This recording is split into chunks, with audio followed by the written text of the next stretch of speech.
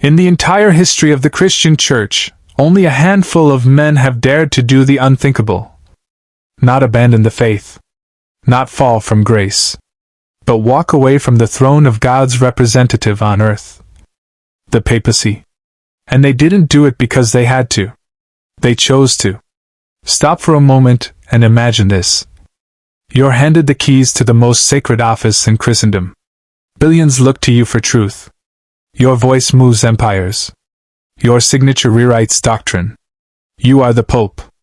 And one day, you step down. Not because of age. Not because of war. But because something inside you, some whisper louder than history says, enough. And so you walk away. That's not fiction. That happened. 5 times. And what you're about to hear isn't just church history, it's betrayal, corruption, political chess, spiritual crisis, and in some cases, a soul's final cry for redemption. So let me ask you this. If you were chosen by God to lead, could you ever give it up? Because these 5 men did. Before we go further, subscribe now if you believe the truth is never too sacred to question.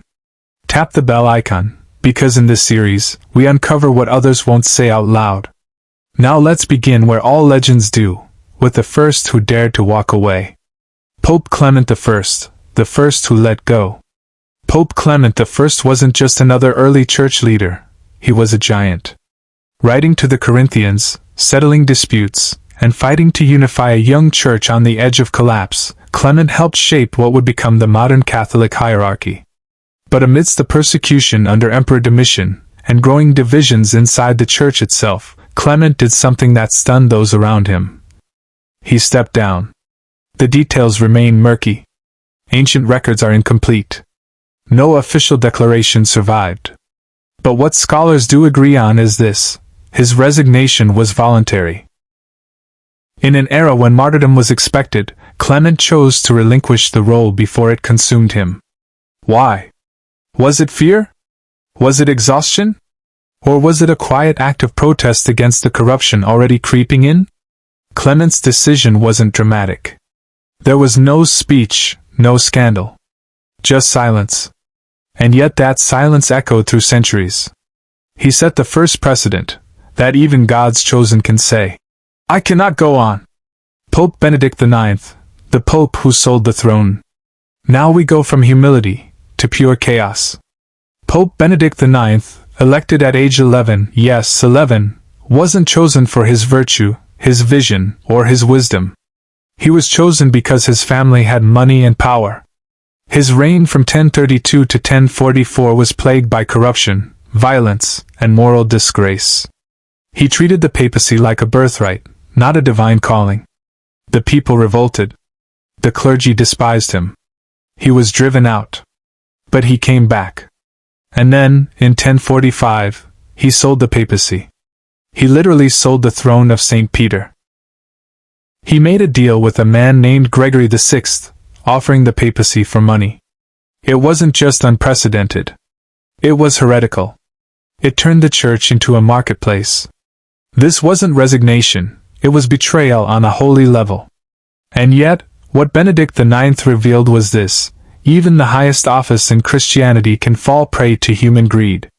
Even the throne of Peter has a price tag if power is worshipped more than God.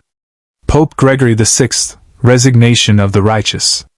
Here enters Gregory VI, the man who paid for the papacy, but for a noble cause. Gregory saw the chaos Benedict had caused and believed buying the seat was the only way to save the church. Was it naive? Yes. Was it simony? Also yes. Though his motives were pure, the action violated canon law. And within a year, the church convened at the Council of Sutri to address the scandal. Gregory VI, with his head held high, admitted his mistake. He wasn't removed. He resigned. To preserve the church. To heal its wounds. To cleanse the office he temporarily held. Gregory VI's resignation wasn't weakness, it was sacrifice. He gave up power for the purity of the faith. A lesson for all who hold office. Sometimes leadership means stepping down so others can believe again. Pope Celestine V, the hermit who fled. Fast forward to the year 1294. A hermit monk, Pietro del Morone, is pulled from his mountain cave and thrust into the highest office in Christendom. He doesn't want it. He's not prepared. He weeps when the decision is announced. He becomes Celestine V. And within 5 months, he's done. Crushed by the weight of politics. Manipulated by corrupt cardinals. Trapped in gold and ceremony when all he wanted was silence and prayer. He issued a decree: popes have the right to resign. And then, in the same breath, he used it himself. Celestine V's resignation shocked the world. Some say it was bravery. Others cowardice. But it changed the Church forever. For the first time, the law now allowed what Clement had done in silence centuries earlier. And after resigning, Celestine returned to solitude, only to be imprisoned by his successor, Pope Boniface VIII, afraid the old monk might return. He never did. Celestine died a prisoner. But also, finally free. Pope Benedict XVI, the last who let go. February 2013. The Vatican trembles. For the first time in modern memory, the Pope addresses the world, and says, "I no longer have the strength, in mind or body, to carry out the duties of my office." With those words, Pope Benedict XVI became the first pontiff in over 600 years to resign. The reasons? He cited age, fragility, humility. But behind the scenes, scandals were festering. Child abuse revelations, financial corruption in the Vatican Bank, power struggles among cardinals. Benedict saw it all, and stepped away. Not in disgrace, not in anger, but in recognition that the Church needed a leader who could fight. And he could no longer hold the sword. His resignation opened a door no one wanted opened. Could future popes resign too? Would the papacy be seen more like a job than a divine appointment? Benedict XVI's act was more than personal. It was historical. He reminded the world that the papacy, no matter how sacred, is still held by a man. And sometimes, a man must let go to preserve what he loves most. 5 men. 5 papacies. 5 resignations. Each for a different reason. Some because of scandal. Some because of strength. Some because of spiritual exhaustion. And some because they simply couldn't carry the weight any longer. But they all did what few in power ever do. They gave it up. In a world obsessed with holding on, they let go. So now I ask you, was it cowardice or courage?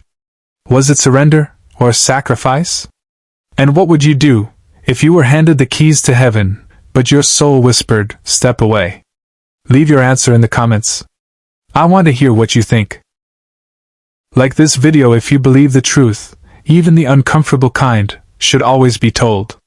Subscribe and hit the bell if you want more rare stories the textbooks avoid. And trust me, in the next episode, we take you deep inside the Vatican's forbidden archive, documents locked away for centuries. What's been hidden from you? What truths never made it to Sunday morning? Stay curious. Stay questioning. And remember, even the holiest crown is still worn by a man.